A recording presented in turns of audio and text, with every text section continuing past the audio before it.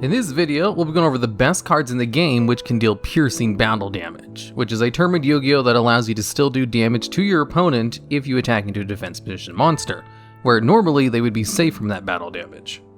And at number 10, we have Chaos Ancient Gear Giant.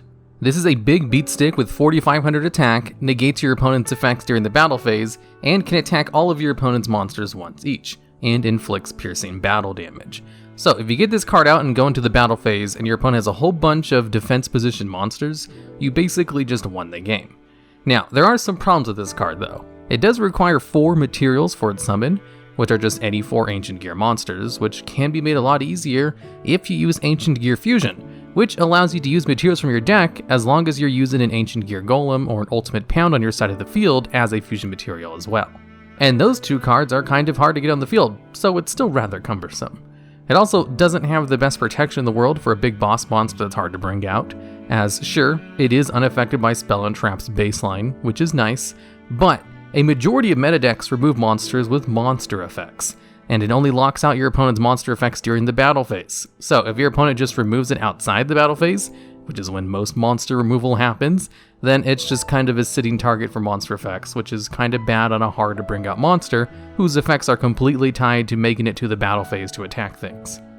So it is a monster of a card that's able to attack a whole bunch and deal piercing damage, and makes this list because it is reasonable to bring out. It's just very easy to deal with if it is brought out.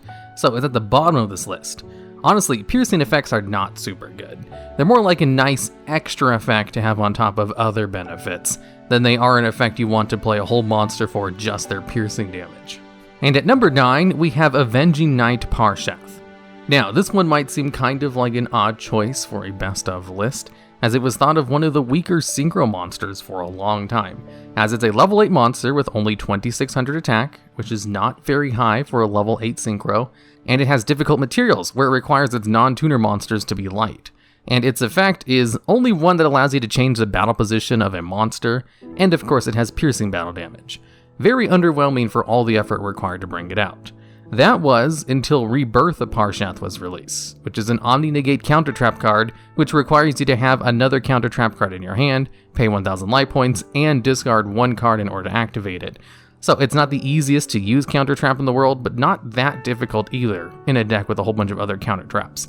And if you manage to pull it off, you get to negate 1 of anything, shuffle the card back into the deck, which is better than destroying the card, and then it allows you to special summon any one Parshath monster from your deck or extra deck, which means Avenging Parshath. So being able to cheat this card out is an added bonus to an Omni-Negate, and is pretty good.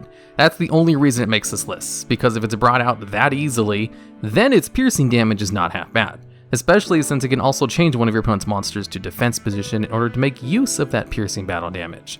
This card was kind of made as a retrain of the original Air Knight Parshath, which was one of the original stable boss monsters, because in the early days of YuGiOh, this card, which had 1900 attack, could deal piercing battle damage, which was very rare back then, and allowed you to draw a card if it did battle damage, which is still good effect to this day. Although a level 5 monster with 1900 attack isn't seeing any play, even in decks that can cheat it out, like with that counter trap card, when you can instead just play Avenging Parshath in your extra deck so you don't have to play dead cards in your main deck. And at number 8, we have Cyber End Dragon.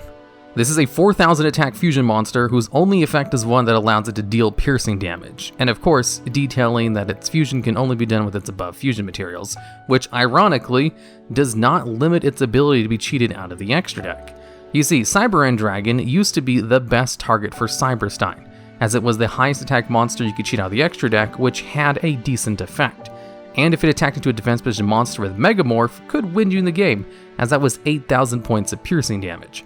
Or if it was brought out in Cyber Dragon decks with Power Bond, it would be an 8000 attack piercing machine, which was pretty good in the early days of YuGiOh, especially with limiter removal. In fact, it was probably because of Cyber End Dragon that Cyberstein ultimately got put on the ban list, because it was too good of a combo in those early formats. Nowadays though, Cyber End Dragon is definitely not used, and there's better targets to cheat out of the extra deck if you have the option to do so. Generally, Ultimate Falcon is one of the number 1 choices, and even Blue Eye's Ultimate Dragon is cheated out more often than Cyber End Dragon. But this card was kind of a game changer and was the original big boss monster with piercing damage.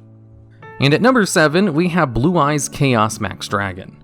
This card is basically like Cyber and Dragon, except it doesn't require Megamorph or Power Bond to win you the game by attacking a 0 defense monster, as this card has 4000 attack and deals double piercing battle damage.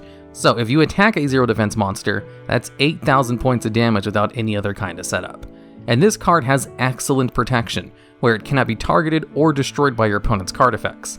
The biggest downside to this card is that it's a ritual monster, so it's kind of a pain to bring out, but it benefits from all that juicy Blue Eyes support, so it's not that much of a problem, and it did see play in a handful of Blue Eyes decks that did top events. Now, even with this monster of a piercing battle damage machine that has excellent protection with high attack and double piercing battle damage, it still didn't see all that much play, and is kind of thought of as a trap card for newer players who want to be competitive, because it seems a lot better than it really is. Because you see, not a lot of decks end on a board with low defense position monsters. Link monsters can't even go into defense position, and there's lots of disruption that makes getting Chaos Max Dragon out difficult, and you can't make good use of the piercing damage without setting it up yourself.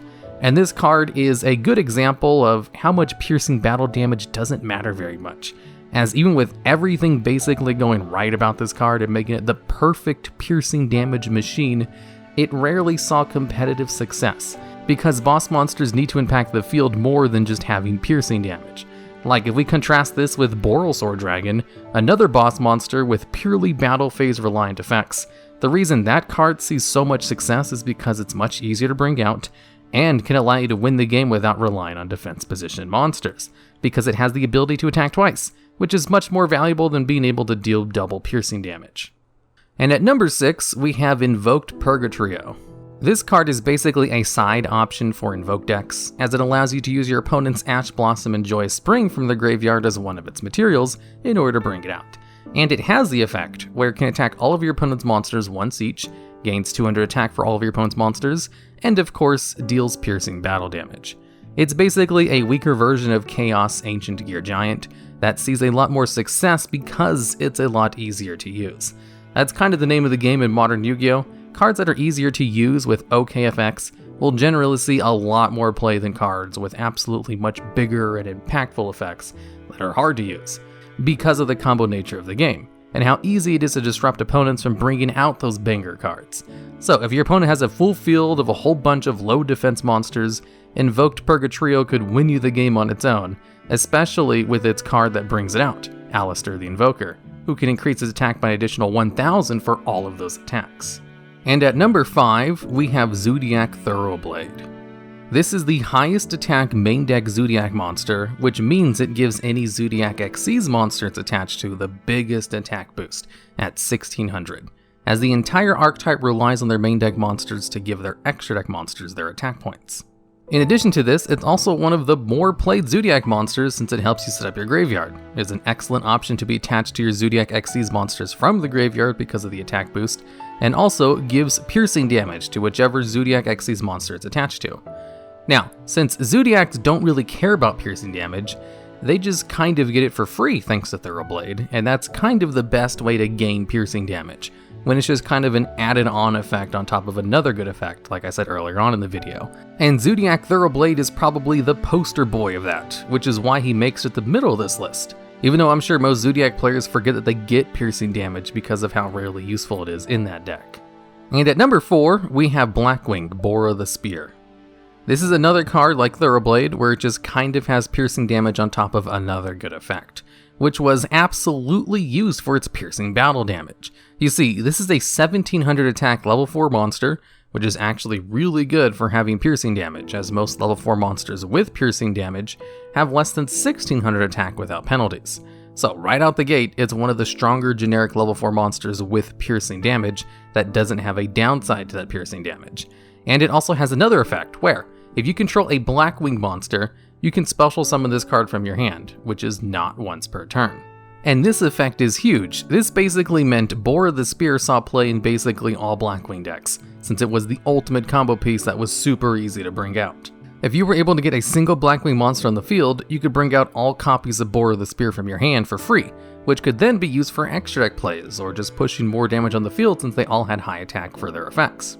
In addition to that, they all just had piercing damage, which meant if you were able to swarm the field with Bora the Spears, your opponent would be very afraid to play defense mission monsters against a Blackwing deck, because what they could do was using a combination of cards like Blackwing Sirocco the Dawn to boost the attack of Bora by the attack of all other Blackwing monsters on your side of the field, then attack into one of your opponent's defense mission monsters and just drop up to 3 copies of Blackwing Kalut the Moon Shadow to increase its attack by an additional 1400 for each Kalut you had in your hand, which could easily allow you to win the game against any kind of moderately low defense monster you attacked into. And both Blackwing Sirocco the Dawn and Kalut were also heavily played in Blackwing decks. Kalut was even put on the ban list for a while for being too good of a hand trap.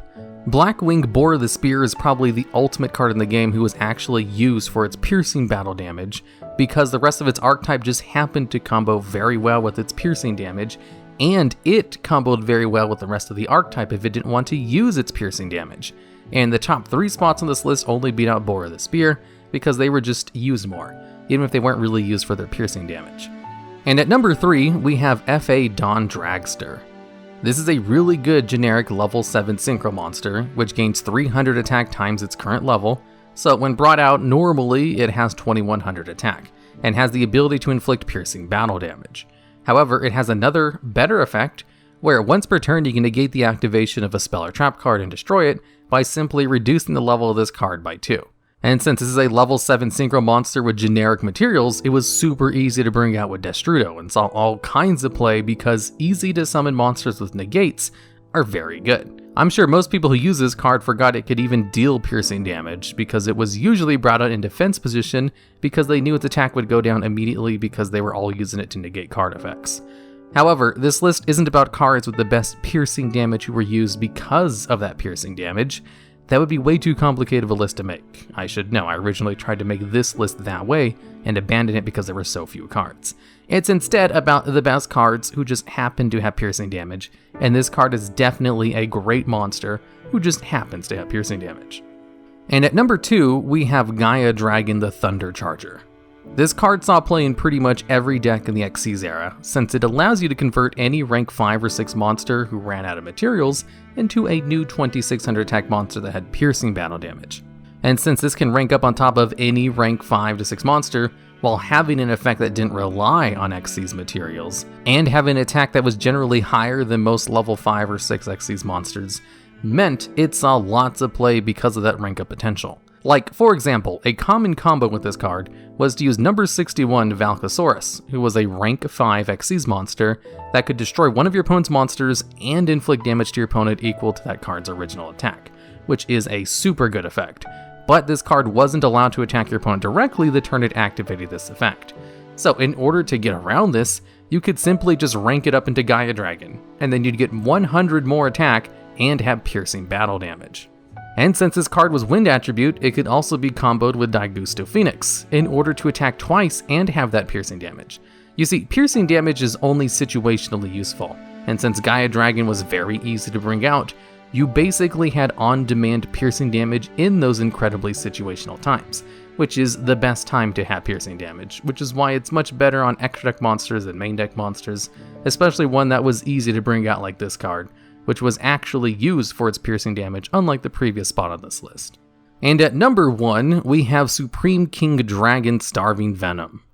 This card was basically not used at all for its piercing damage, although it was definitely an option that was able to use it to great effect.